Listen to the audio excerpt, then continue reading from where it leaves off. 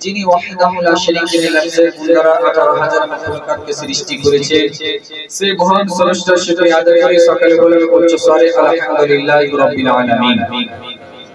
তার বরাবর কায়নাতের মাদানিয়াত তাজদার আহমদী মুজতবা মুহাম্মদ মুস্তাফা বিশ্বনবী সাল্লাল্লাহু তাআলা আলাইহি ওয়াসাল্লামের প্রতি লাখ লাখ বার দরুদ শরীফ অবতীর্ণ হোক। সকলে বলেন উচ্চ স্বরে আমিন।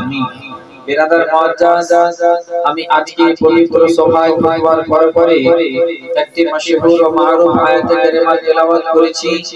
মহান আল্লাহ তাআলা পবিত্র কোরআনে বলছেন কি, আউযু বিল্লাহি মিনাশ শাইতানির রাজীম, বিসমিল্লাহির রাহমানির রাহিম।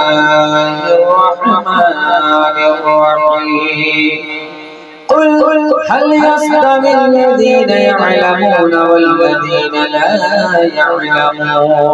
জোরে বলি আল্লাহ বলছে, কুল মাহবুব আপনি বলুন, হাল ইয়াস্তাবিল লাযীনা ইয়ালামুনা ওয়াল লাযীনা লা ইয়ালামুন, শিক্ষিত এবং অশিক্ষিত দুইজন কি সমান হতে পারে?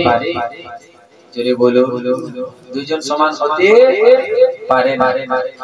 তো আল্লাহ তাআলা কোরআন পাকে শিক্ষা সম্পর্কে বলছে যে শিক্ষিত এবং অশিক্ষিত দুইজন কি সমান বরাবর হতে পারে? তো বোঝা যাচ্ছে বরাবর হতে পারে না। তো এখানে কোন শিক্ষা সম্পর্কে বলা হয়েছে? এবার আমাদেরকে হাদিস দেখতে হবে। নবী আমার বলতে আছেন যে তালাবুল ইলমি ফরিদাতুন আলা কুল্লি মুসলিমিন ওয়া মুসলিমাতিন, প্রত্যেক মুসলমান নর নারীর জন্য ইলমে দ্বীন অর্জন করা ফরজ। প্রত্যেক মুসলমান নর নারীর জন্য ইলমে দ্বীন অর্জন করা ফরজ। ইলমে দ্বীন কথার অর্থ কি? ইলম মানে হচ্ছে জ্ঞান, আর দ্বীন দ্বীন মানে হচ্ছে ধর্ম। দালিয়া দ্বীনুন, এই দ্বীন কথার অর্থ হচ্ছে ধর্ম, অর্থাৎ ধর্মের জ্ঞান অর্জন করা প্রত্যেক মুসলমান নর নারীর জন্য ফরজ হয়েছে। যে বলবে যে আমি শিখবো না, জানবো না, তো সেই ব্যক্তি দ্বীনি শিক্ষা দিক দিয়ে ওয়াক্ফ থেকে গেল। আর যে ওয়াক্ফ থেকে গেল তার দ্বারা কিন্তু ভুল হবে, আর যেটি ভুল হবে না জানাটা ভুল হবে, আর না জানাতে যে দ্বীনি শিক্ষা অর্জন করলো না আর তারপরে যে ভুল হবে, এটাকে বলা হয়েছে তার ডবল ডবল গুনাহ। একটা আপনি শিক্ষা অর্জন করেননি, এটার একটা গুনাহ, আর এক ভুল করলেন, এটা একটা গুনাহ। তাহলে ডবল গুনাহ আপনার সব সময় হতে পারে। আজিজানে মিল্লাত ইসলামী, এই দ্বীনি শিক্ষা আমাদের জন্য কতটা ফরজ রয়েছে, কতটা গুরুত্ব রয়েছে, আমার নবী বলছেন উতলুবুল ইলমা ওয়ালাউ বিসসিন, তোমরা ইলমে দ্বীন অর্জন করো, যদি চীন দেশ যেতে হয় তবুও যাও। জোরে বলে চীনের কথা বলা হয়, যদি চীন যেতে হয় তবুও যাও, কিন্তু দ্বীনের শিক্ষা অর্জন করতে হবে। আজকে আল্লাহু আকবার, আমরা আল্লাহর কোটি কোটি শুকরিয়া আদায় করি যে আমাদের কাছে চীন যাওয়ার প্রয়োজন নেই, পাকিস্তান যাওয়ার প্রয়োজন নেই, বাংলাদেশ যাওয়ার প্রয়োজন নেই, হয়তো ইউপি যাওয়ার প্রয়োজন নেই, উড়িষ্যা যাওয়ার প্রয়োজন নেই, ঝাড়খণ্ড যাওয়ার প্রয়োজন নেই, পশ্চিমবঙ্গের বুকে মালদার সরজমিনে কালিয়াচকের বুকে দ্বীনি শিক্ষার জন্য বড় বড় ইদারা আলহামদুলিল্লাহ চলছে। জোরে বলে আর গ্রাম গ্রামে মাকতাব, আপনাদের এখানে তো মাকতাব আছে না? হ্যাঁ, যেমন মসজিদে জনাব জুবায়ের আলম সাহেব বললেন যে আমাদের মাকতাবে এখানে চলছে, এই মাকতাবে আপনাকে কোরআন শিক্ষা দেওয়া হয়। জোরে বলে কি করে আপনি রিডিং কোরআন পড়বেন, কি করে আরবিটা শিখবেন, এটা শিক্ষা দেওয়া হয়। এই মাকতাবের পরে এবার উচ্চ শিক্ষা অর্জন করতে গেলে আপনাকে অন্য কোথাও যেতে হবে। তো বেরাদার, এই দ্বীনি শিক্ষা যদি আপনি অর্জন না করেন, তাহলে এই যে আজ আপনি জলসা শুনছেন, মিলাদ যাচ্ছেন, তো আমরা এই জলসা শোনার পর কি করব করার মতো আমাদের ক্ষমতা থাকে না। আজকে একটা নামাজের ফাজিলাত শুনলাম, আমাদের শোনাটাই হলো যেহেতু আমাদের আদা করার ক্ষমতা নেই।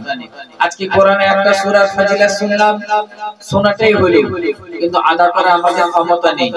কিন্তু বিরাদার মুআজ্জাজ মুহতারাম, প্রত্যেক মুসলমানের জন্য যেমন আপনার নামাজ পড়া ফরজ, নামাজের মাসলা জানানো ফরজ, যেমন রোজা করা ফরজ, রোজার মাসলা মাসাইল জানানো ফরজ, যেমন আপনার গোসল ফরজ, গোসল করা ফরজ, ফরজ গোসলের মাসলা মাসাইল জানানো ফরজ, যেমন ওযু করা ফরজ, যেমন একজন মুসলমানের ওযুর মাসলা মাসাইল জানানো ফরজ।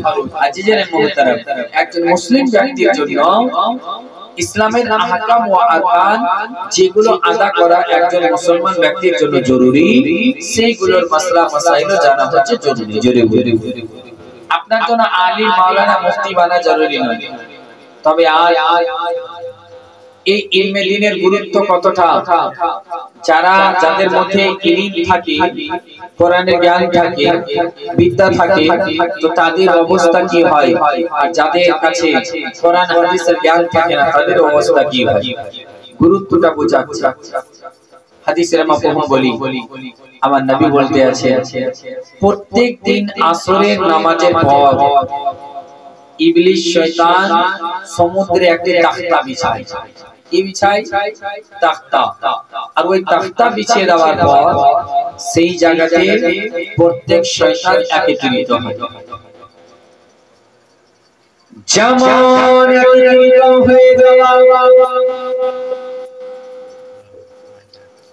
একত্রিত হয়ে যাওয়ার পরে এবার ইবলিস শয়তানকে একদিক থেকে শয়তানগুলো বলতে লাগে, একটা শয়তান দাঁড় হয়ে গেল, বলতে আছে, হুজুর আজকে আমি ফালা জনের বাড়িতে ঝগড়া লাগিয়ে এসেছি।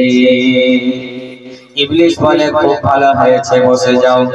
আবার একজন দাঁড় হয়ে গেল, দাঁড় হয়ে যাওয়ার পরে বলতে আছে, হুজুর আমি ফালা জায়গাতে আমি আগুন লাগিয়ে এসেছি।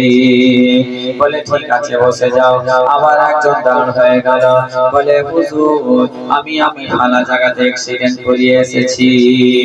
যেমন এভাবে বলে দাওয়া, ইবলিস শয়তান একদিক থেকে এক অপরের কথা শুনতে আছে, এক অপরের কথা শুনতে শুনতে সর্বশেষে একজন আপনার লেংড়া শয়তান দাঁড় হলো। পায়ে হাঁটতে পারে না, লেংড়া শয়তান সে দাঁড় হলো। যেমন দাঁড় হয়ে যাওয়া, ওই লেংড়া শয়তান বলতে আছে, হুজুর আমি বড় বড় কাজ করতে পারিনি, তবে একটা কাজ করেছি, ছোট্ট একটা কাজ করেছি। বলে কি কাজ? বল বল। বলে আমি একটা ছোট্ট এটাই কাজ করেছি হুজুর, যে একটা তালবিলি মাদ্রাসা যাচ্ছিল, আমি তাকে গোবর ছিটিয়ে পড়া থেকে ছুটিয়ে দিয়েছি। যেমন বলে দেওয়া, ইবলিস এত খুশি হলো, খুশি হয়ে লেংড়া শয়তানকে গিয়ে জড়িয়ে ধরে নিল। বলে তুমি একটা বিশাল বড় কাজ করেছো, বিশাল বড় কাজ করেছো। বলে এই যেমন সাবাস দেওয়া, বাকি শয়তানগুলো বাবা হিংসা করতে লাগলো।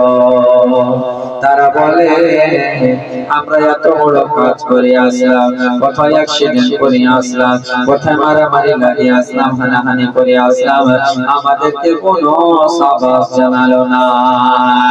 এই শয়তান ছোট্ট একটা কাজ করে এসেছে, তার ফলেও তাকে এত সাবাস কেন জানানো হচ্ছে বলো?